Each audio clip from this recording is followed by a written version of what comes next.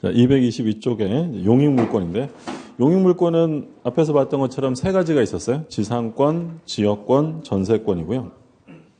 용익물권은 독립한 물건이 아니라 부동산 일부에도 성립할 수 있는 물건이다라고 했죠.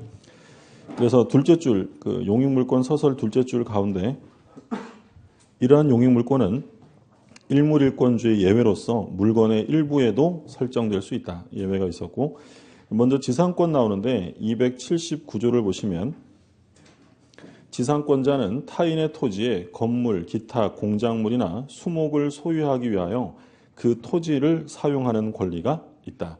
그러니까 남의 땅을 빌리는 거예요. 토지를 사용하는데 거기서 뭐 하려고 빌리냐면 건물 짓거나 또는 나무 심거나 또는 공작물을 설치하기 위해서 하는 거죠.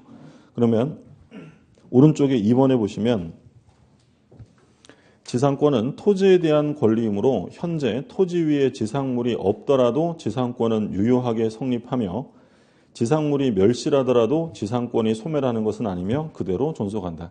이번 시험에 이게 출제가 됐어요. 그러니까 지상권은 토지에 대한 권리이기 때문에 지상물과 운명을 함께하는 게 아니라는 거죠.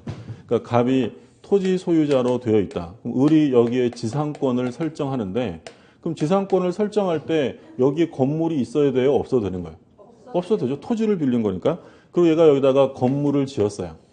근데 이 지상물이 멸실이 되었다. 그럼 멸실이 되면 이 지상권은 소멸해요? 존속하는 거예요? 존속하는 거죠. 또 지으면 되는 거죠. 그러니까 차이점 뭐냐면 예를 들어 건물의 전세권을 설정했어요. 근데 건물이 멸실되었다. 그럼 전세권은 존속할까요? 소멸할까요? 그건 소멸. 그건 건물에 설정한 거고 이건 지금 건물이 아니라 뭐야?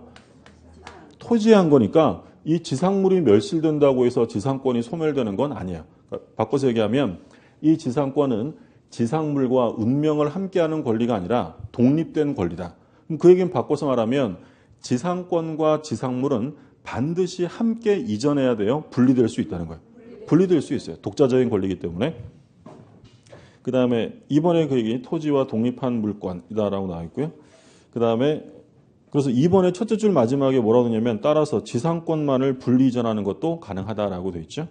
3번 지료를 요소로 하지 않는 물권이에요. 그러니까 지상권에서는 지료를 요소로 하지 않습니다. 그러니까 물론 남의 땅을 빌려 쓰는 거니까 대부분은 지료 계약을 하겠죠. 근데 별도의 약정을 하지 않았다면 이건 무상해요. 그러니까 좀 이따가 바로 이어서 보는 전세권하고 다른데 전세권은 반드시 필수 요소로 뭐가 지급돼야 되냐면 전세금이 필수예요. 근데 지상권은 지료를 요소로 하지 않습니다. 그 다음에 4번 직접 토지를 지배하는 권리. 지상권은 물권이잖아요. 그 물권이니까 소유자에게 사용을 청구하는 게 아니라 자기가 스스로 토지를 지배하게 돼요. 그러면 유지비는 소유자에게 달라고 할까요? 자기가 부담해야 될까요? 자기가 해요. 그래서 비용 중에서 필요비는 청구할 수 없어요. 물론 가치가 증가되었다면 유익비 청구는 되는데 용익물권 다 마찬가지예요. 전세권도 물권이기 때문에 유지수선은 알아서 하는 거예요. 그럼 비교되는 건 뭐냐면 임차권이에요. 그럼 임차권은 직접 지배하여 사용하는 권리예요. 임대인에게 청구하는 거예요. 청구하는 거예요. 그러면 수선 유지를 누가 해줘야 되냐면 임대인이 해줘야 돼요. 그래서 임차인이 만약에 유지 비용을 썼다면 그 필요비도 청구할 수 있고 가치가 증가되었다면 유익비 청구도 돼요. 그럼 정리하면 지상권이나 전세권은 사용을 목적으로 하는 배타적 물권입니다. 그러니까 유지비는 스스로 부담을 해야 돼요. 그러니까 뭘 청구할 수 없다고요? 필요비 안 돼요. 유익비는 돼도 필요비는 안 되고 근데 임대차에서는 수선 유지를 누가 해주는 게 원칙이냐면 임대인이 해주는 거예요. 그러니까 뭘 청구할 수 있다는 거예요? 필요비 청구가 가능한 거죠. 차이점 확인해 두시고 존속기간 나옵니다. 280조 제1항 계약으로 지상권의 존속기간을 정하는 경우에는 그 기간은 다음 연한보다 단축하지 못한다. 그러니까 아무리 짧아도 밑에 나와 있는 거 이상으로 해야 돼요. 소위 이것을 최단기간 제한이라고 해요. 그래서 동그라미 1번에 최단기간 이렇게 나와 있죠. 그러면 1호를 볼게요. 1호 석조, 석회조, 연화조 또는 이와 유사한 견고한 건물이나 수목 소유를 목적으로 하는 때는 30년입니다. 앞에 나와 있는 석조, 석회조, 연화조는 그냥 견고한 건물의 예를 든 거야. 돌, 시멘트, 벽돌 이런 거죠. 58년에 민법이 만들어질 당시에 견고한 건물은 이걸 생각한 거야. 요건 뭐 옛날 예를 든 거고, 예를 들어 지금은 뭐 철근 콘크리트조 이런 것들은 견고한 건물이죠. 30년입니다. 나무도 30년. 2호에 전호 이외의 건물. 그러면 뭘 말하겠어요? 견고하지 않은 건물이에요. 그렇죠? 뭐 대충 지어진 목조 건물 이런 것들. 이런 것들은 몇 년 이상이냐면 15년이고요. 3호 건물 이외에 공작물 소유를 목적으로 하는 때는 5년이에요. 목조 건물. 현재 만들어지는 목조 건물은 견고해요? 견고하지 않아요? 사실 견고하죠. 견고한데 근데 그냥 수험상으로 목조 건물이라면 옛날 생각해서 견고하지 않은 것의 예라고 생각하시면 돼요. 그래서 30년, 15년, 5년 이렇게 되어 있고요. 2항에 보시면 전항의 기간보다 단축한 기간을 정한 때는 전항의 기간까지 연장한다. 그러니까 아무리 짧아도 이거 이상은 해야 돼요. 그러니까 예를 들어서 견고한 건물을 짓기로 하면서 지상권 설정을 했는데 15년 계약을 했대요. 그럼 이건 몇 년이에요? 30년으로 연장된다는 거죠. 강행 규정이고, 다음 페이지 보시면 최장 기간 제한은 없어요. 그러면 아무리 짧아도 요거 이상은 해야 한다라고만 돼 있지 최장 기간 제한이 없다는 건 입법자들의 의도는 가능한 한 길게 하라는 거예요, 짧게 하라는 거예요. 길게 가라는 거예요. 그래서 우리 판례도 영구 무한을 인정해줘요. 셋째 줄에 기간이 영구인 지상권을 인정할 실제 필요성이 있음을 이유로 허용한다. 판례가 인정하고 있고. 그럼 정하지 않았으면 어떻게 할 거냐? 281조 1항. 계약으로 지상권의 존속기간을 정하지 아니한 때에는 그 기간은 전조의 최단 존속기간으로 한다. 그러니까 기간을 안 정했다면 최단 기간 제한을 받는 거고요.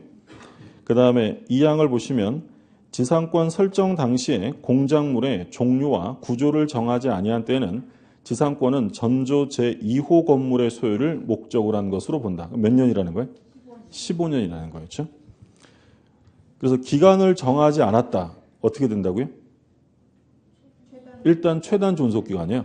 근데 종류와 구조도 정하지 않았다면 그때는 15년. 그러니까 예를 들어 이런 거죠. 제가 지상권을 설정하는데 기간은 안 정했는데 거기에 견고한 건물을 짓기로 한 거예요. 그럼 몇 년이에요? 그럼 30년이에요. 근데 계약 기간도 정하지 않았고 거기다가 뭘 할지 종류와 구조도 정하지 않았다면 그때는 몇 년이냐면 15년. 하나 주의하실 점은 종류도 구조도 정하지 않았는데 나무를 심었어요. 그러면 30년. 수목은 언제나 30년. 최단 기간. 둘째 줄이 나오죠.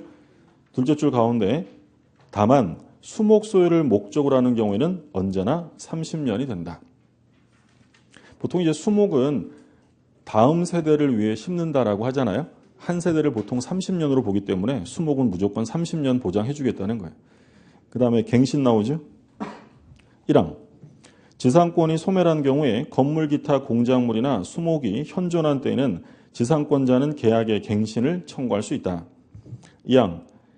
지상권 설정자가 계약의 갱신을 원하지 아니하는 때는, 그러니까 바꿔서 얘기하면 지상권자가 기간 좀 연장해 주세요라고 하면 설정자가 소유자라고 했잖아요.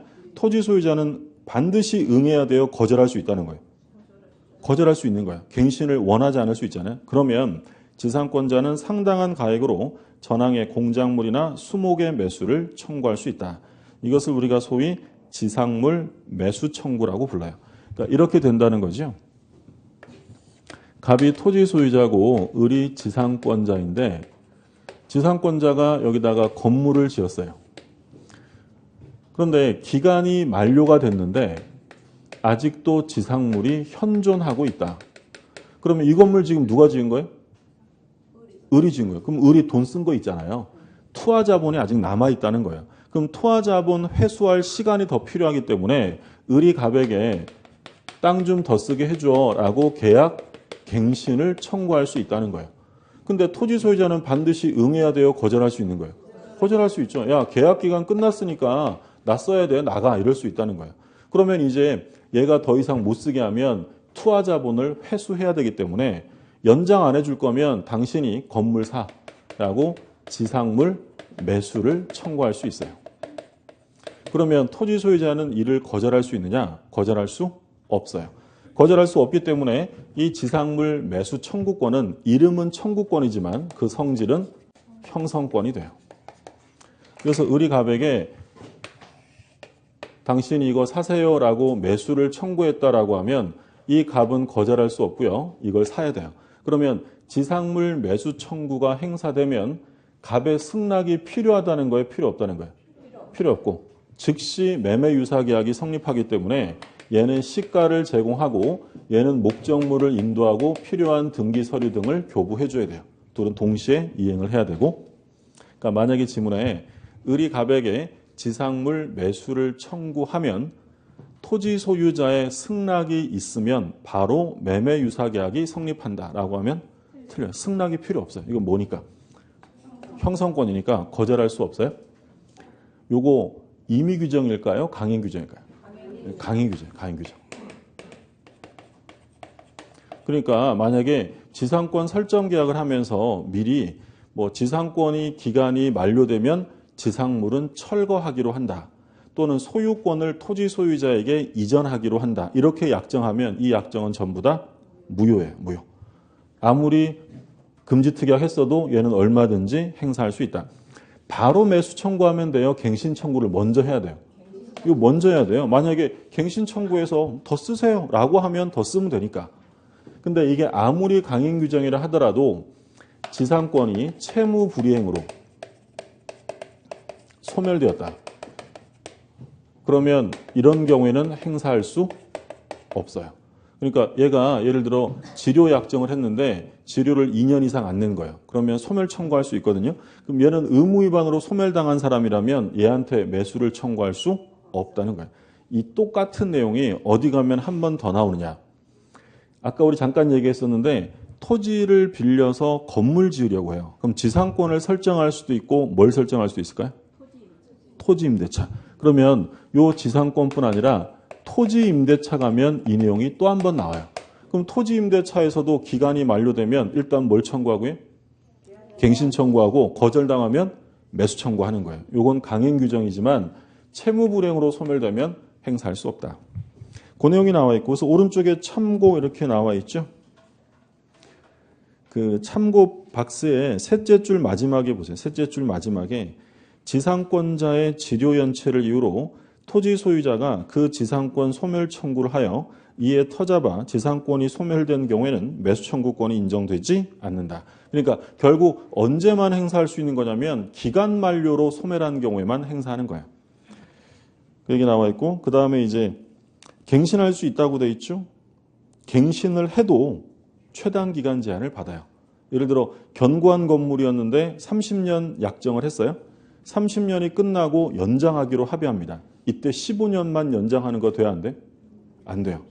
연장할 때도 갱신할 때도 전부 최단 기간 제한을 그대로 적용합니다. 그게 이제 284조죠. 그래서 뭐라고 되냐면 당사자가 계약을 갱신하는 경우에 지상권의 존속기간은 갱신한 날로부터 280조의 최단 존속기간보다 단축하지 못한다. 그래서 처음에 계약할 때, 설정할 때뿐만 아니라 연장할 때도 최단 기간 제한은 그대로 적용됩니다. 그 다음에 이제 지상권의 처분 나오죠. 282조.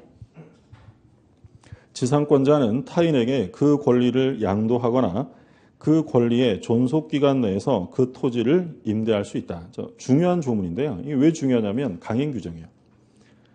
지상권은 자유롭게 양도하고 임대할 수 있다. 그럼 이게 강행 규정이라면 양도 금지 특약을 하면 양도할 수 있다는 거예요? 없다는 거예요? 그래도 할 수 있다는 거예요. 양도 금지 특약을 하면 특약 자체가 무효예요. 양도성은 둘째 줄에 뭐라고 되어 있어요? 절대적이다라고 되어 있죠. 절대적이며 이는 강행 규정으로 양도 또는 임대를 금지하는 특약은 무효다라고 되어 있어요. 지상권 엄청 세죠. 그래서 지상권을 넘버 2 이래. 넘버 2. 넘버 1 짱은 누구겠어요? 소유권이죠. 그렇죠? 그러니까 지상권은 너무나 강력하게 규정을 해줬어요. 그래서 실제로 지상권 설정 계약을 거의 안 합니다. 소유자 입장에서는 이런 권리를 줄 이유가 없다는 거예요. 대부분 다 뭐 하겠어요? 그냥 다 토지 임대차로 가는 거예요. 그래서 지상권의 양도성은 절대적이다. 우리 작년 시험에 뭐가 나오냐면 지상권은 토지 소유자 의사에 반하여 양도할 수 있다. OX에. 지상권자는 토지 소유자 의사에 반하여 지상권을 양도할 수 있다. 맞는 거예요. 소유자가 아무리 반대해도 자유롭게 양도할 수 있다. 양도가 절대적이에요. 그게 이제 전세권하고 비교가 될 텐데 비교되는 건 나중에 보시고 다음 페이지에 지료 관계가 나오죠. 말씀드린 것처럼 지료는 지상권의 요소가 아닙니다. 그래서 특별한 약정을 안 하면 그건 그냥 무상이라고 생각하시면 돼요. 근데 지료 약정을 했는데 밑에 286조가 나오죠. 지료가 토지에 관한 조세 기타 부담의 증감이나 지가의 변동으로 인하여 상당하지 아니하게 된 때는 당사자는 그 증감을 청구할 수 있다. 말 그대로 지료를 증액하거나 뭐 한다는 거예요? 감액, 증감 청구요. 이건 다 형성권이고요. 이게 전세권에 가면 지료 증감이 아니라 똑같은 건데 뭐라고 부르냐면 전세금 증감 청구라고 불러요. 임대차 가면 뭐라고 부를까요? 차임 증감 청구권이에요. 그러니까 이런 것들은 전부 다 형성권으로 돼 있어요. 형성권이라는 얘기는 뭐냐면 예를 들어 제가 임차인이에요. 근데 우리 임대인이 와가지고 좀 올립시다 이럽니다. 그러면 제가 요즘 되게 경기도 어렵고 힘든데 뭘 올려요? 나 못 올려. 이렇게 다툼이 생길 거 아니에요? 그럼 다툼이 생기면 결국 어디로 가겠어요? 법원에 가요. 근데 법원에서 뭐라고 재판을 했냐면 임대인의 증액 청구는 상당한 이유가 있다. 임대인 승소 판결 난 거예요. 그러면 증액이 될 텐데 증액의 효력은 판결 시에 생길까요? 청구 시로 소급할까요? 청구 시로 소급해요. 왜냐하면 이건 청구권이 아니라 뭐니까? 형성권이기 때문에 원래 청구했을 당시부터 증감의 효력은 생기게 된다라는 거죠. 그래서 셋째 줄 마지막에 그 얘기가 나오죠. 지료증감 청구에 다툼이 있으면 법원이 결정하게 되며 법원이 결정하는 지료의 증감은 결정 시부터가 아니라 그 증감 청구를 한때 소급하여 효력이 생긴다. 이렇게 되어 있죠. 무슨 말인지 되셨죠? 그러니까 현재 주택임대차는 증액을 몇 프로 이상 하면 안 돼요. 몇 프로 초과하면 안 되냐면 연 5% 초과하면 안 돼요. 상가건물 임대차보호법에서는 몇 프로라고 되어 있냐면 9%예요. 9% 초과해서는 증액하면 안 돼요. 근데 9% 내라고 해도 무조건 증액되는 건 아니에요. 다툼이 생길 수 있는 거고 그럼 결국 어디서 결정한다고요? 법원이 결정하는 거예요. 그게 지금까지 9%였는데 법이 시행령이 개정될 것 같아요. 애매합니다. 지금 기본서 원고 다 넘어갔고 곧 인쇄 들어갈 건데 개정안에 나온 것도 아니고 개정할 예정이다. 이렇게 지금 나와 있어요. 그러니까 그 상가임대차는 모든 상가임대차에 다 적용하는 게 아니라 보증금이 일정액 이하일 때만 적용하는 거예요. 상가는 보증금이 4억 원 이하일 때만 환산보증금인데 적용이 되는데 이것도 6억 1천만 원으로 올라갈 예정이에요. 근데 개정안이 나온 게 아니기 때문에 일단은 책은 그냥 종전법으로 나오고 개정되면 나중에 좀 수정을 해야 될 것 같아요. 그래서 일단 나와서 말씀을 드렸고 지료 체납의 효과가 나오죠. 287조 지상권자가 2년 이상의 지료를 지급하지 아니한 때에는 지상권 설정자는 지상권의 소멸을 청구할 수 있다. 자, 얼마간 돈 안 내면 소멸되냐면 2년이에요. 2년이에요. 요게 임대차가 하면 2기라고 나와요. 임대차는 2기고 지상권은 2기가 아니라 2년으로 나오는 거예요. 섞이면 안 되니까 구별해 두시고 2년. 근데 만약에 소유자가 바뀌면 전 소유자에게 연체한 기간에 합산이 되느냐. 예를 들어 갑이 을한테 지상권을 설정해 줬는데 얘가 얘한테 1년간 지료를 안 낸 거예요. 근데 얘가 땅을 팔아서 소유자가 바뀌었는데 이 소유자한테도 1년 안 냈어요. 그러면 전 소유자에게 안 낸 거 1년, 현재 소유자에게 안 낸 거 1년 합쳐서 합산하여 소멸 청구할 수 있느냐? 할 수 없다라는 게 판례예요. 그러니까 전 소유자에게 연체된 건 지나간 일이고 새로운 소유자에게 연체된 기간이 2년 이상일 때만 소멸 청구할 수 있다. 그러니까 똑같은 거. 예를 들어서 을이 갑에게 전 소유자에게 2년 안 냈어요? 얘한테 1년 6개월 안 냈어요. 병은 소멸 청구할 수 있어요? 없어요? 없다는 거예요. 전 소유자에게 연체된 건 신경 안 쓰는 거고 현재 소유자에게 얼마가 돼야 돼? 2년이 돼야 돼. 2년이.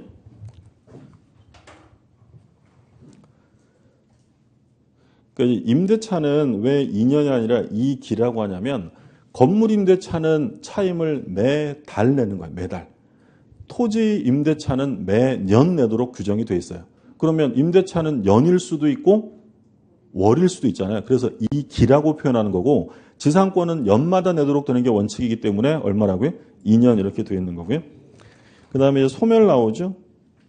뭐 소멸 사유, 공통 소멸 사유는 기간 만료, 멸실 뭐 이런 것들 나오고 오른쪽에 소멸 효가 볼게요. 285조 1항. 지상권이 소멸한 때에는 지상권자는 건물 기타 공작물이나 수목을 수거하여 토지를 원상에 회복해야 한다. 남의 땅 썼으니까 원상으로 돌려놓는 거죠. 2항.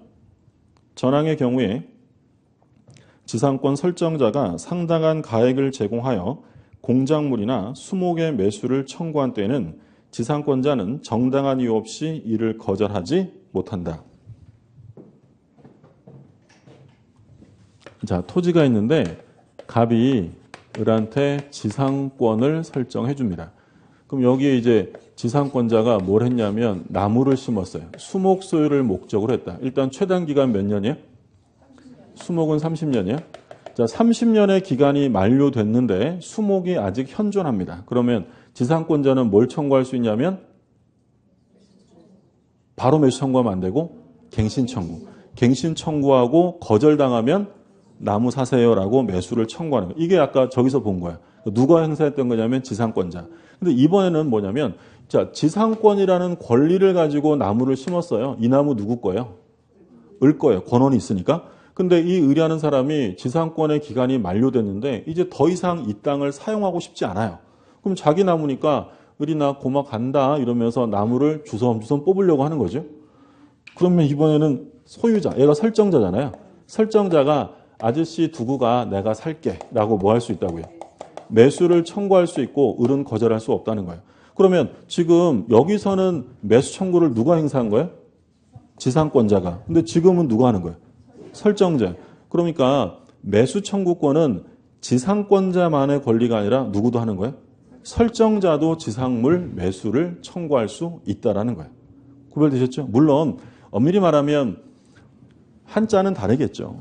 똑같은 매자지만 살매자가 있고 팔매자가 있으니까 한자는 다르겠지만 어쨌든 매수 청구는 지상권자만의 권리가 아니라 설정자만의 권리. 그러니까 얘가 얘한테 요구하는 건 사세요예요? 파세요? 사세요는 거고요. 저건 뭐겠어요? 파세요. 그렇죠? 똑같은 매수라 하더라도 사고 파는 건 좀 차이가 있고. 그 다음에 2번에 보면 유익비 청구 이렇게 나와 있죠. 아까 뭐는 안 된다고 했어요? 필요비. 그래서 넷째 줄 맨 마지막에 지상권자는 필요비 상환을 청구할 수 없다. 그러니까 유익비는 돼도 필요비는 안 되는 거고요. 그러니까 여기까지가 지상권이고 그 다음에 지역권을 보죠. 291조. 지역권자는 일정한 목적을 위하여 타인의 토지를 자기 토지 편익에 이용하는 권리가 있다.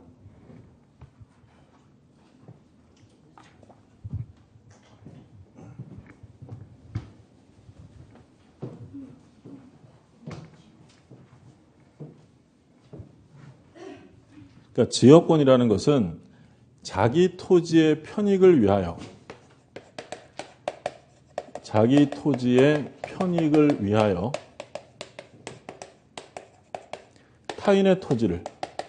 타인의 토지를 이용하는 권리야. 이게 지역권입니다.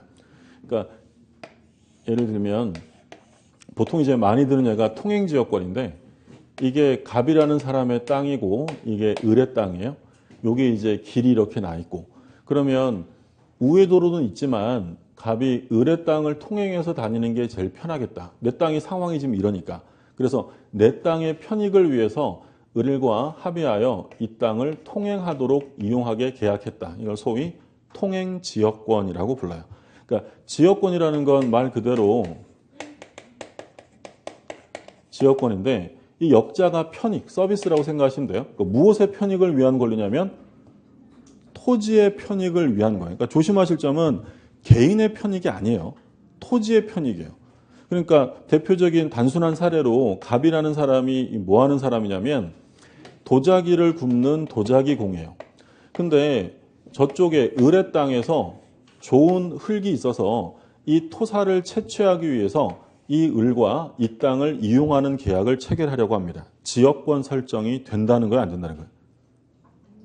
이건 안 되는 거예요. 왜냐하면 이건 지금 갑의 토지의 편익이에요, 갑의 편익이에요. 갑의 편익이에요. 그러니까 이건 이제 다른 나라에서는 인여권이라고 따로 두는데 우리 민법은 인여권이라는 제도가 없어요. 그럼 반드시 뭐만 된다고요? 토지의 편익이에요. 그러면 지역권이 인정이 되려면 반드시 자기에게 편익을 요구하는 뭐가 있어야 되냐면 토지가 있어야 돼요. 이게 바로 그 토지죠. 그래서 이 편익을 요구하는 토지를 뭐라고 부르냐면 요역지라고 불러요. 편익을 뭐 한다고요? 요구하는 권리예요. 편익을 요구하는 권리. 그러면 을은 이 일정 부분의 편익을 승낙해 주죠. 그럼 이걸 뭐라고 하냐면 승역지라고 해요. 편익을 승낙해 주는 땅이다. 그러니까 지역권이 인정이 되기 위해서는 반드시 요역지가 있어야 돼요. 그러니까 요역지가 없는 지역권이라는 건 존재할 수가 없다. 그래서 지역권은 요역지와 운명을 함께하게 되는데 이게 부종성이라는 이름으로 불리게 돼요. 좀 이따 볼 거고. 그러면 요역지와 승역지 중에 한필 부동산, 한필 토지의 일부분에 설정될 수도 있는 게 있는데 뭘까요? 요겠죠. 얘가 제공할 때 다 줄 필요는 없잖아요. 이거 가지고 간단한 거지만 시험에 많이 나와요. 요역지는 한필 토지여야 하고 승역지는 한필 토지의 일부라도 상관없습니다. 그게 이제 지역권에 대한 개념. 그러니까 처음에 개념 잡아두실 때 지역권은 반드시 운명을 함께할 땅, 요역지가 있어야 되고 개인의 편익이 아니다라는 점. 다음 페이지 한번 볼게요. 지역권의 성질입니다. 1번. 비한정적, 비배타적, 공용적 성격이에요. 그러니까 비한정적이라는 건 용도의 한정은 없다. 그러니까 이건 지금 용도가 뭐냐면 통행이에요. 이걸 통행지역권이라 하고 그리고 제 땅에 물이 부족한데 다른 땅에서 물을 끌어다 쓸 수 있잖아요. 그런 건 용수지역권이라고 하기도 하고요. 그리고 조망권을 확보하기 위해서 내 땅 앞에 있는 토지 소유자에게 건물을 높게 짓지 않기로 계약한다. 조망지역권, 관망지역권 얼마든지 다 할 수 있어요. 그러니까 용도에는 한정이 없고요. 그리고 비배타적 공용적 성격이에요. 우리가 좀 전에 봤던 지상권은 토지를 배타적으로 점유하는 거예요. 근데 지역권은 이 땅을 배타적으로 점유하는 기본적인 사람은 지역권자예요, 설정자예요? 설정자고요. 지역권자는 필요하면 통행에 그치는 거예요. 그러니까 지역권은 배타적으로 점유하는 권리가 아니죠. 그래서 우리가 물권적 청구권 얘기할 때 반환 제거 예방이 있었는데 반환 청구가 안 되는 게 두 개 있었어요. 뭐가 있었냐면 반환 청구가 안 되는 건 지역권과 저당권이에요. 왜 지역권과 저당권자는 반환 청구가 안 된다고 했냐면 얘들은 기본적으로 배타적 점유를 하는 사람이 아니잖아요. 저당권은요. 저당물을 사용하고 점유하는 사람은 저당권자가 점유해요? 설정자가 점유해요? 설정자가 하는 거죠. 그러니까 뺏기면 설정자가 반환 청구해야지 저당권자가 반환 청구할 수는 없는 거죠. 이것도 만약에 A라는 애가 요거 침탈, 빼앗아 갔대요. 그러면 이 땅 빼앗아 가면 야 가져와라고 반환 청구할 사람은 갑이에요, 을이에요? 을이죠. 이 지역권자는 원래 배타적 점유를 안 하기 때문에 반환 청구권이 원래 없는 거야. 그래서 반환 청구가 안 되는 거 뭐하고 뭐라고요? 지역권하고 저당권, 점유를 수반하지 않기 때문이에요. 그 얘기고 그 다음에 제일 중요한 개념이 부종성이에요. 부종성. 저 조문을 한번 볼게요. 292조 제1항. 지역권은 요역지 소유권에 부종하여 이전하며 또는 요역지에 대한 소유권 이외 권리의 목적이 된다. 그러나 다른 약정이 있으면 그 약정이 하고 그러니까 무슨 얘기냐면 요역지 소유권에 부종하여 그러니까 부종이라는 건 운명을 함께 한다는 거예요. 운명을 함께하고 같이 이전하는 거고요. 그리고 요역지에 대한 소유권 이외의 권리의 목적이 돼요. 그러니까 저당권이 이 요역지 소유권에 설정이 되면 이 저당권의 효력은 이 땅의 소유권에만 미칠까요? 지역권에도 미칠까요? 지역권. 다른 말로 하면 이 토지가 경매로 넘어가면 경락에는 이 토지의 소유권만 취득해요? 지역권도 취득하는 거예요? 지역권도 취득하는 거예요. 지역권은 뭐랑 운명을 함께 해야 되니까? 요역지랑. 그럼 그 조문이 분위기 이상한데?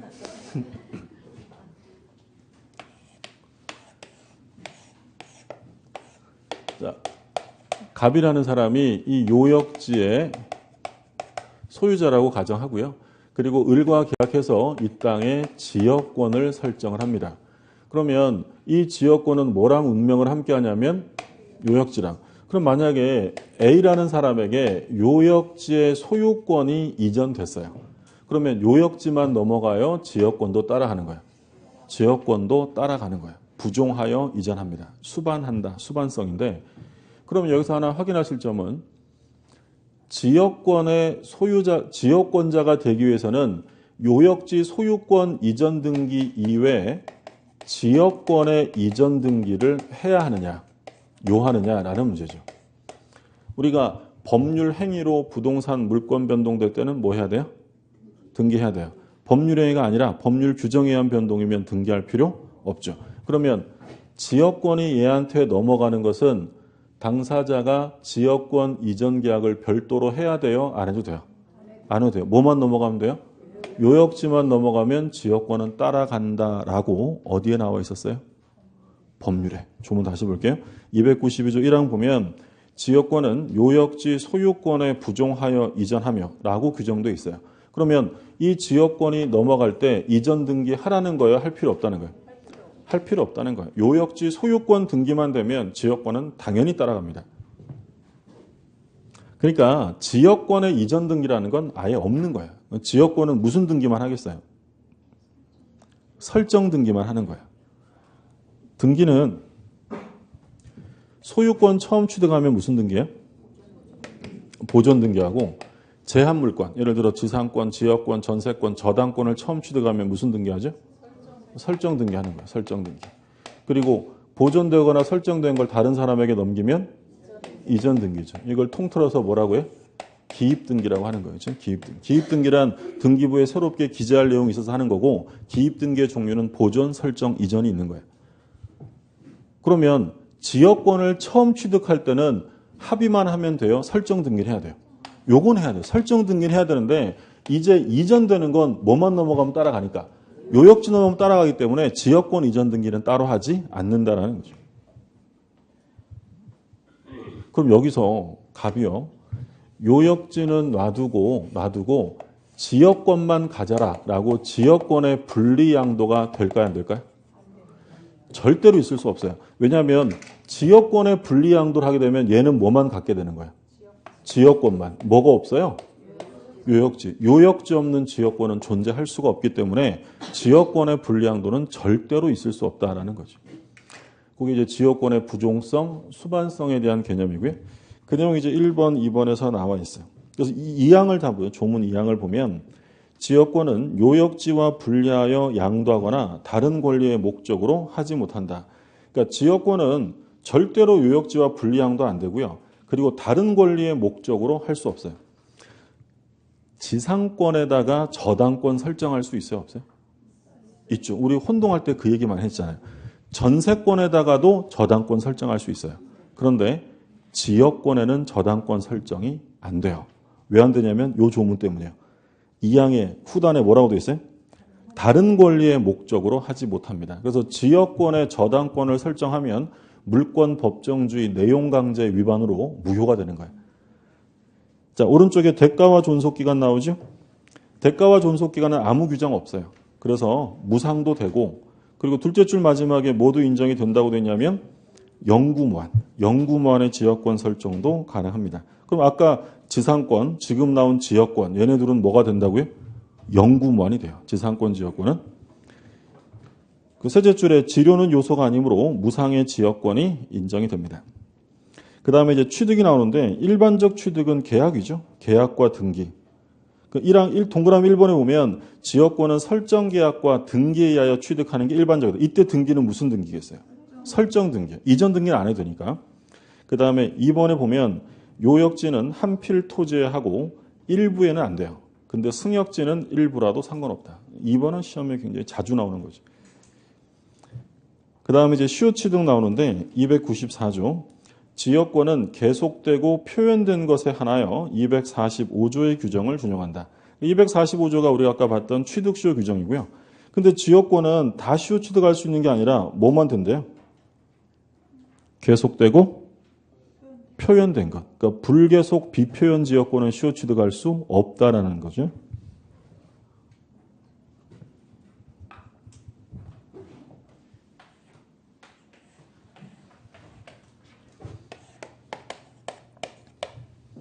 그러니까 이 갑이 을의 땅에 예를 들어 통행지역권을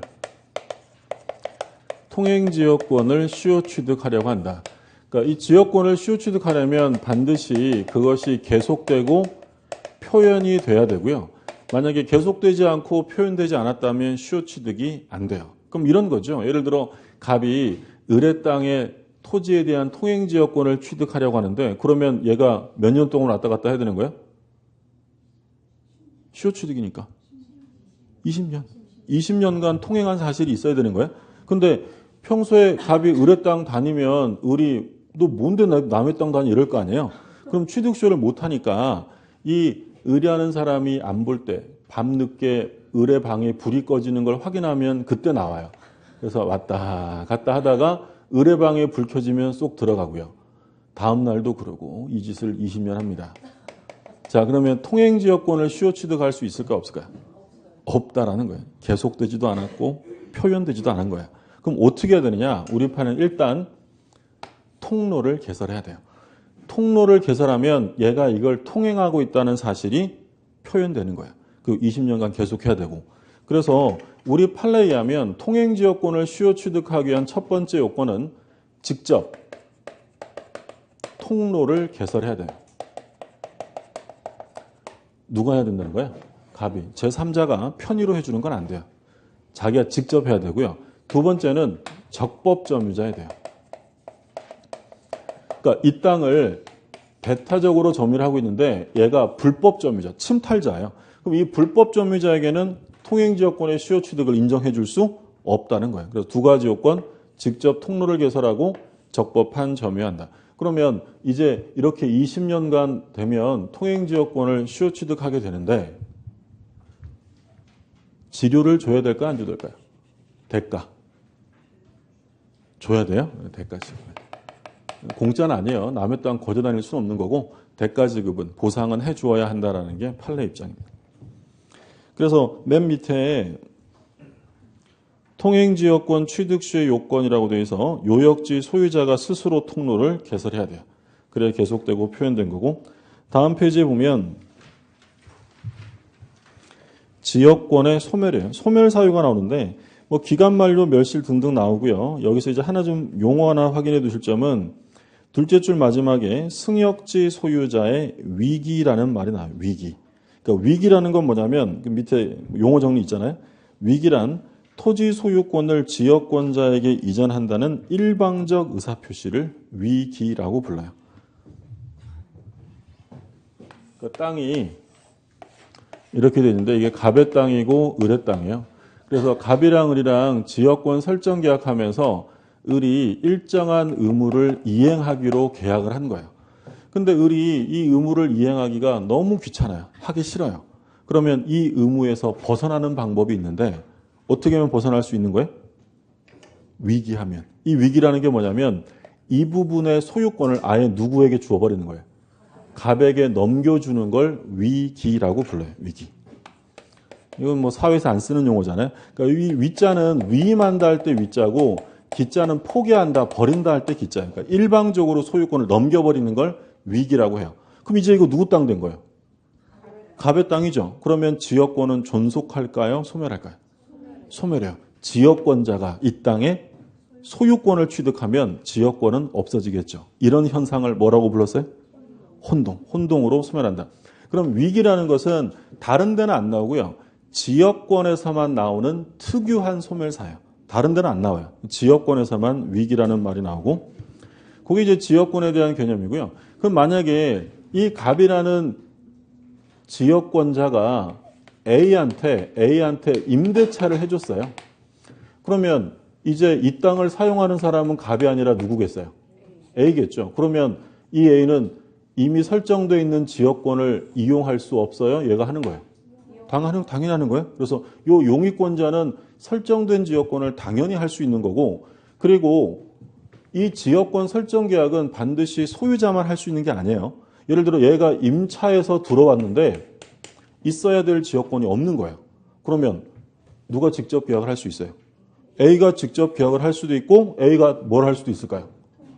통행 지역권을 직접 개설해서 시효 취득할 수도 있는 거예요. 그래서 꼭 소유자에게만 인정되는 권리는 아니고요. 자, 봐두시고 문제 한번 볼게요. 지역권에서 틀린 것인데 1번 한필 토지 일부를 승역지로 하여 지역권을 설정할 수 있다. 아까 요역지는 일부가 안 되고 승역지는 일부가 된다고 했죠? 그 얘기고 2번 요역지 공유자 1인이 지역권을 취득한 때에는 다른 공유자도 취득한다. 이건 이제 나중에 공부할 텐데 불가분성이에요. 취득하는 건 다 같이 할 수 있어요. 3번 지역권은 요역지와 분리하여 양도하지 못한다.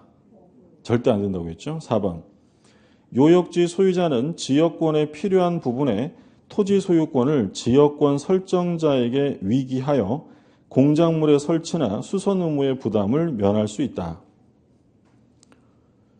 어처구니가 없는 지문이죠. 네. 위기를요, 누가 합니까? 위기를 갑이 위기해요? 을이 하는 거예요?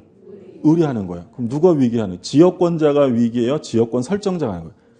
지역권 설정자가 요역지 소유자에게 하는 게 위기죠. 근데 뭐라고 되어 있어요? 요역지 소유자는 소유권을 설정자에게 위기한다라고 되어 있죠. 예. 이런 지문은 참 바람직하지 않은 지문. 수험생의 궁박을 이용해서 틀리게 만들려고 냉주의죠. 답은 4번이에요. 그러니까 뭐가 틀렸는지 아시겠죠? 그러니까 위기라는 건 설정자가 요역지 소유자에게 하는 건데 이거 거꾸로 되어 있는 거예요. 5번 지역권자에게 방해 제거 청구와 예방 청구권이 인정된다. 뭐는 안 된다 그랬어요? 물권적 청구 3개 있었잖아요. 제거랑 예방은 되는데 뭐는 안 돼요?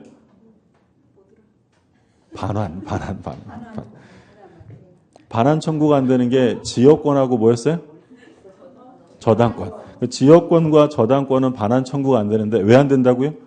목적물을 점유하고 있지 않기 때문에. 그래서 지역권과 저당권은 반환이 안 돼요. 근데 오해하시면 안 되는 게 만약에 지문에 지역권과 저당권은 목적물을 점유하지 않으므로 물권적 청구권이 인정되지 않는다라고 하면 틀려요. 제거랑 예방은 돼요. 물권적 청구 인정이 되는데 그중에 뭐만 안 된다고요?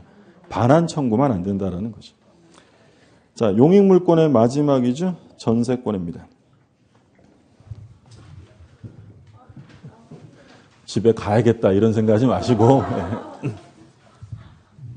오늘 전세권을 끝까지 보지 못할 거고요. 보는 데까지 좀 보고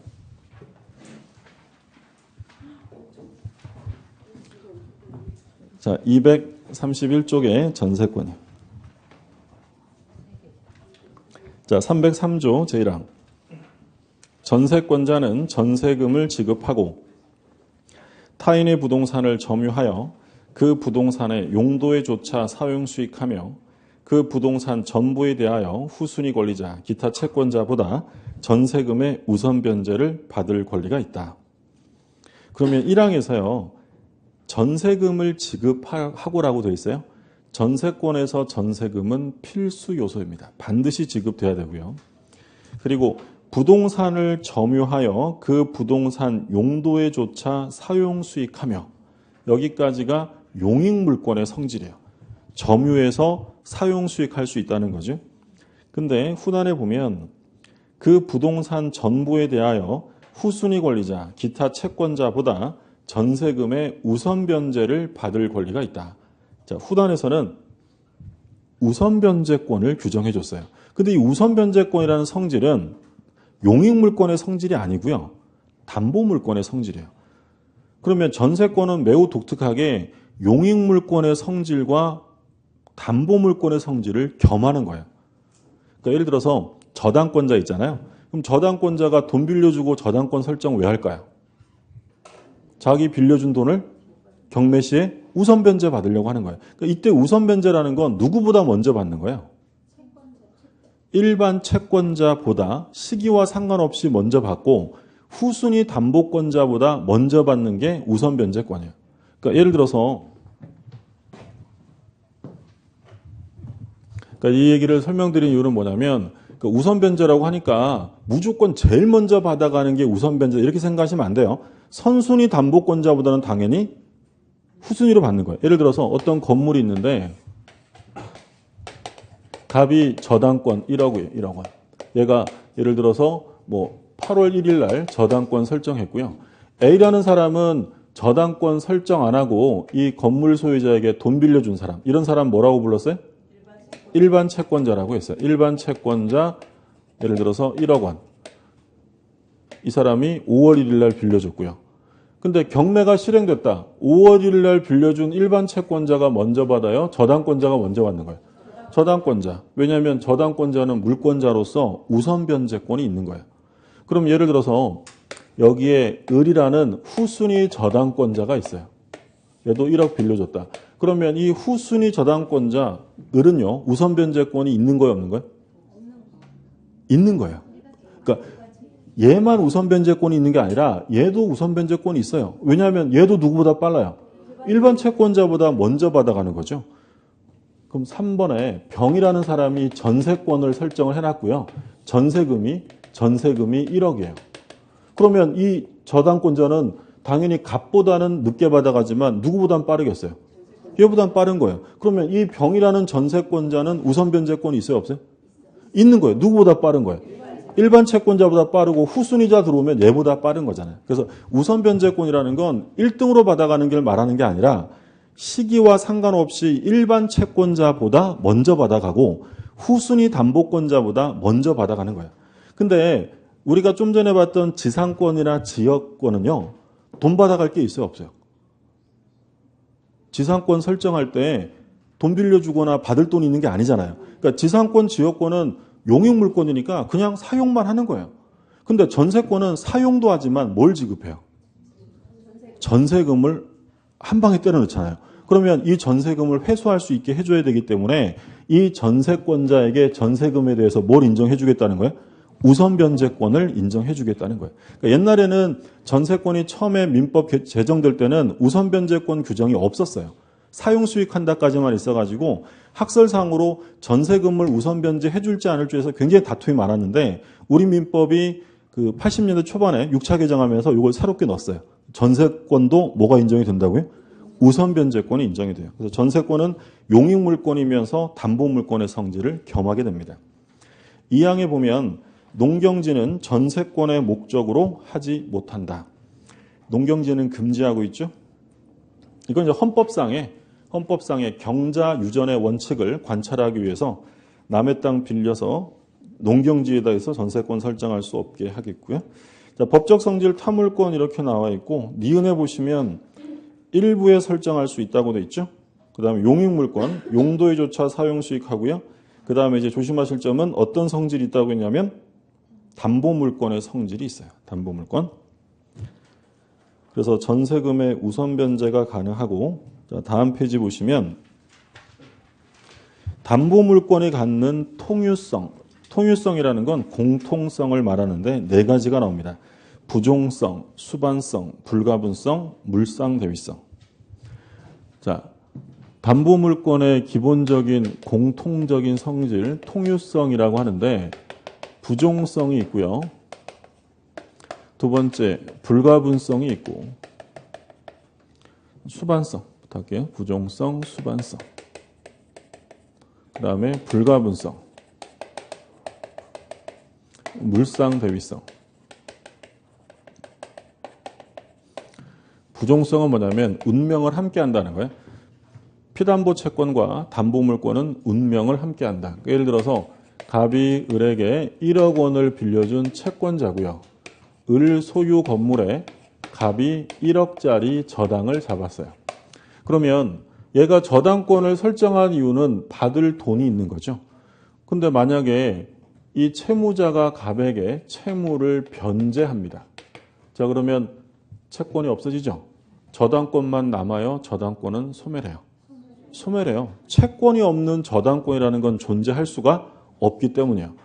그럼 여기서 알 수 있는 점은 우리 시험에 나온 거예요. 저당권이 소멸되는 시기. 저당권이 소멸되는 시기는 등기 말소시예요? 변제시예요? 변제. 돈 갚아버리면 이건 실체관계에 부합하지 않는 저당권이니까 원인무효의 등기가 되는 거예요. 채권과 담보물권은 운명을 함께합니다. 그게 부종성이고요. 그러면 갑이 1억 원의 채권과 저당권을 설정해 놨는데 갑이 병에게 채권을 양도해요. 그럼 채권을 양도하면 원칙적으로 저당권만 갑에게 남아요? 같이 가야 돼요? 같이 넘어가요. 채권이 넘어가면 담보물권도 따라간다. 이게 수반하여 이전한다. 수반성이에요. 얘네 둘이 합쳐서 부수성이라고 부르기도 해요. 앞머리 따가지고. 부수성이라는 건 채권과 담보물권은 운명을 함께하며 같이 이전한다라는 거예요. 그럼 불가분성은 뭐냐면 을이요 1억 원을 빌리고 저당을 잡혔는데 변제할 때 9천만 원만 변제했어요. 9천만 원만. 그러면 저당권은 이 건물의 10분의 1에만 남을까요? 전부 경매할까요? 전부 경매. 이게 불가분성이에요. 완전한 변제가 없으면 담보물권은 목적물 전부에 그대로 남아요. 예를 들어 하나 볼게요. 갑이 을한테 공사 좀 해주세요 라고 해서 을이 2개 동의 건물에 공사를 했어요. 그때 공사비가 2억 원 나왔대요. 동당 1억씩 해서. 근데 이 갑이 공사비는 안 주고 일단 이거 인도를 하라고 요구합니다.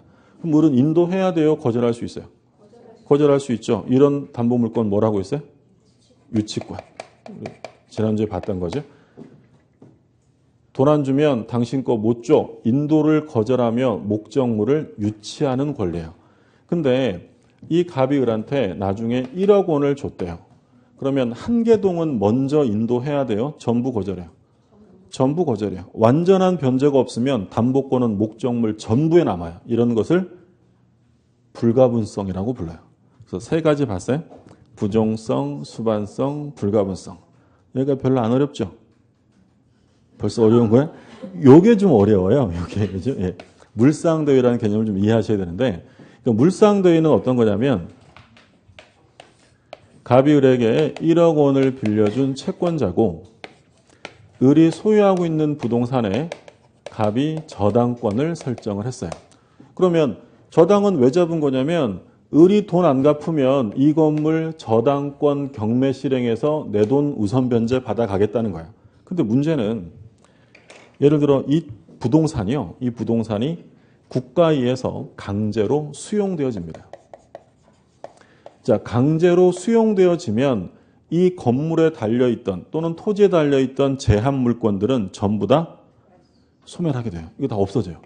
그럼 이게 수용되면 갑은 이제 더 이상 저당권을 실행하여 자기 채권을 우선 변제 받아갈 수는 없게 된 거예요.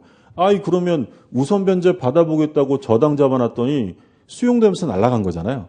그러면 갑이 어떤 조치를 취할 수 있냐면 수용되면 거저되는 게 아니라 이 소유자 을에게 뭐가 지급이 될까요?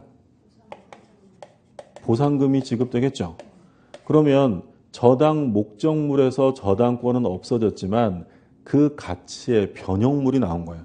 그럼 이 변형물을 압류하여 이로부터 우선 변제권을 여전히 보장해 주겠다. 그걸 물상대위라고 해요. 물상대위.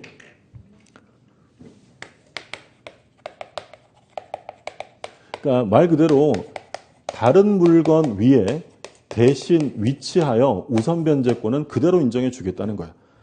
지금 뭐가 나온 거야? 수용되면서 대신 뭐가 나왔어요? 보상금 나온 거죠. 근데 이 보상금에 대해서 물상대위를 행사하려면 을이라는 사람이 이 돈을 받아가기 전에 인도받기 전에 뭘 해야 되냐면 압류를 해야 돼요. 왜 압류를 해야 되냐면 을의 일반 재산과 분리 특정시키기 위해서요. 그러니까 우리 쉽게 생각하면 이런 거죠. 을이 지금 저당 잡힌 부동산이 있는데 이거 말고도 다른 재산이 있을 수 있잖아요. 그럼 그런 다른 재산을 뭐라고 하냐면 일반 재산이라고 불러요. 그러면 일반 재산에 대해서 저당권자가 우선 변제를 받아갈 수 있을까요? 없을까요? 없겠죠. 무슨 말씀인지 드셨어요? 그러니까 예를 들어 제가 아파트가 하나 있는데 제 아파트에 은행에 저당을 잡혔어요. 근데 저는 아파트만 가지고 있는 게 아니라 뭐 상가 건물도 가지고 있고요. 토지도 꽤 많고요. 주식도 많고 현금도 많고 얘만 들어도 뿌듯하잖아요. 그래서 되게 다른 게 많아요. 일반 재산이 많다는 거죠. 근데 제가 만약에 돈을 은행에 안 갚았어요. 그럼 은행은 뭘 경매해야 돼요? 아파트로부터만 우선 변제를 받아가야지 저의 다른 일반 재산에 대해서는 우선 변제를 받아갈 수 없는 거야. 다른 채권자와 동등한 사람이 되는 거죠. 그러면 만약에 얘가 보상금을 인도받아가 버리면 어디에 섞여버릴까요? 일반 재산에 섞여요. 그럼 섞이면 우선 변제가 안 되기 때문에 섞이기 전에 뭐 하라고요? 압류해서 일반 재산과 특정시켜라. 그 목적이에요. 그럼 어차피 목적이 분리 특정시키는 게 목적이라면 반드시 갑이 압류해야 돼요. 다른 채권자가 압류해도 상관없어요. 상관없어요. 다른 사람이 압류해도 분리는 되잖아요. 우리 시험에 나왔던 건 압류는 저당권자가 스스로 해야 한다. 이렇게 한번 나왔어요. OX에? 틀려요. 다른 채권자가 압류해도 그 압류를 통해서 자기가 물상대위를 행사할 수 있어요. 그런데 이 물상대위라는 게 인정되기 위해서는 이 저당권자는 원래 우선 변제를 받을 권리가 있어요, 없어요? 있어요. 그 원래 우선 변제권이 없으면 물상대위라는 말이 나올 여지가 없는 거죠. 원래 여기에서 우선 변제를 못 받아요. 그러면 보상금에 쫓아간다고 우선 변제를 해주겠어요? 안 해줍니다. 그 물상대위라는 말이 나오기 위한 개념 전제는 우선 변제권이 있어야 물상대위가 돼요. 그래서 나중에 우리가 중요하게 보는 게 이 유치권이에요. 유치권은 담보 물권이지만 얘는 인도를 거절할 권리지 경매 시에 우선 변제를 받을 수 있는 권리가 아니에요. 유치권은 우선 변제권이 없어요. 그럼 유치권자는 우선 변제권이 없으니 뭐도 안 될까요? 물상대위도 되지 않아요. 원래 뭐가 없으니까? 우선 변제권이 없으니까. 여기에 물상대위. 물상대위가 좀 복잡해요. 여기까지 드셨나요? 근데 물상대위가 인정이 되려면 저당권이 그대로 남아있어요? 소멸된 거예요? 당연히 소멸돼야지 저당권이 그대로 남아있으면 물상대위는 안 되는 거예요. 왜냐하면 저당권을 실행하면 되니까. 예를 들어서 을이 병한테 저당물을 팝니다. 저당 달린 부동산을 팔았어요. 그러면 얘가 얘한테 1억 원을 매매대금으로 줬다. 매매대금. 그러면 이 갑은 이 매매대금을 압류하여, 매매대금 채권 압류하여 물상대위를 행사할 수 있느냐? 이거 안 되는 거예요? 이거 뭐 되게 복잡한 것 같지만 뭘 물어보는 거냐면 저당 달린 건물을 팔았어요. 저당권이 없어져요? 그대로 있는 거예요. 그대로 있죠. 그럼 얘가 돈 안 갚으면 저당권을 실행하면 되는 거지 남의 매매대금에 대한 물상대위란 말은 있을 수 없다는 거예요. 자, 또 하나. 그럼 저당 달린 부동산을 임대차 있어요. 얘가 얘한테 임대차 있다. 그러면 임차인은 임대인에게 뭐 줘요? 차임 주겠죠. 그러면 갑은 이 차임 채권 압류해서 물상대위 행사할 수 있어요? 없어요? 없죠. 왜냐하면 저당 달린 건물이 임대차 됐다고 해서 저당권이 소멸되는 게 아니기 때문에 경매를 하면 되는 거예요. 그럼 예를 들어서 저당 달린 건물이 홀랑 다 탔어요. 화재가 나서. 근데 이 건물이 화재 보험에 들어 있었어요. 보험금을 압류하여 물상대위 행사할 수 있을까 없을까요? 뭐만 생각하시느냐면 저당 달린 건물이 소실되었어요. 그러면 목적물이 멸실되면 저당권은 남아있어요? 소멸돼요? 소멸되죠. 그럼 그 변형물인 보험금에 물상대위 행사할 수 있는 거예요. 근데 매매나 임대차 이런 건 저당권에 영향을 주는 게 아니기 때문에 물상대위란 말이 나올 수가 없게 된다는 거죠. 이해되셨나요? 예. 그게 성질 4가지를 봤어요. 전세권을 설정합니다. 전세권은 용익물권이면서 담보물권의 성질을 가져요. 그러니까 담보물권의 성질을 갖기 때문에 얘도 4가지 특성이 그대로 있는 거예요. 아까 전세권의 필수 요소는 뭐라고 했죠? 전세금이요. 그러면 을은 전세권자는 갑에게 전세금 채권을 가져요. 전세금 채권. 그럼 만약에 전세금 채권이 소멸했다. 전세권만 남을까요? 함께 소멸할까요? 함께 소멸해요? 이런 성질이 뭐예요? 부종성. 채권이 없어지면 담보물권 소멸. 부종성. 전세금 채권이 병에게 넘어가면 전세금만 가요? 전세권도 따라가요? 따라가요. 이런 성질이 수반성이에요. 전세금이 1억인데 나중에 소유자가 9천만 원밖에 안 줬어요. 아직 1,000만 원 못 받았죠? 전세권은 10분의 1에만 남아요. 전부의 행사예요. 전부. 이런 것이 불가분성이에요. 그리고 전세권자의 잘못 없이 건물이 화재로 소실되었는데 여기에 보험금이 들어있어서 보험금이 나온다. 그러면 을은 보험금을 얘가 받아가기 전에 압류하여 이로부터 우선 변제 받을 수 있다. 이런 성질을 물상대회. 그러니까 전세권은 네 가지 성질을 다 갖는 거예요. 담보물권이기 때문에 반드시 뭐가 있어야 한다고요? 전세금. 근데 이때 전세금은 필수 요소지만 그렇다고 해서 반드시 현실로 수수될 필요는 없어요. 기존의 채권으로 가름할 수 있다. 그러니까 예를 들어 전세금이 1억이면 제가 1억 원을 딱 줘요. 이게 현실 수수겠죠? 근데 그렇게 하지 않고 제가 건물주인한테 1억 원 받을 돈이 있는 거예요. 그럼 받을 채권이 있으면 이걸 뭐로 대체한다고요? 전세금으로 대체할 수 있다. 교재 잠깐 볼게요. 232쪽에 전세금의 지급 이렇게 되어 있죠. 전세금의 지급은 전세권의 요소이다. 다만 반드시 현실로 수수될 필요는 없으며 기존 채권으로 가름할 수 있다. 간단한 거지만 시험에 자주 나와요. 이번 시험에도 이게 나왔고. 그 다음에 2번 조심하세요. 목적물의 인도는 요소가 아닙니다. 그러니까 반드시 인도를 받아야 전세권이 성립하는 건 아니에요. 전세권이 성립하려면 설정 계약과 등기하면서 전세금 주면 되지 인도를 받지 않았다고 해서 전세권이 불성립하는 건 아니다. 제목만 보세요. 전세권에 있어서는 목적물의 인도가 요소는 아닙니다. 그 다음에 전세권의 존속기간인데 아쉽지만 오늘은 여기까지만 보겠습니다. 예. 날씨 추운데 감기 조심하시고 다음 주에도 건강한 모습으로 뵐게요. 예, 수고하셨습니다.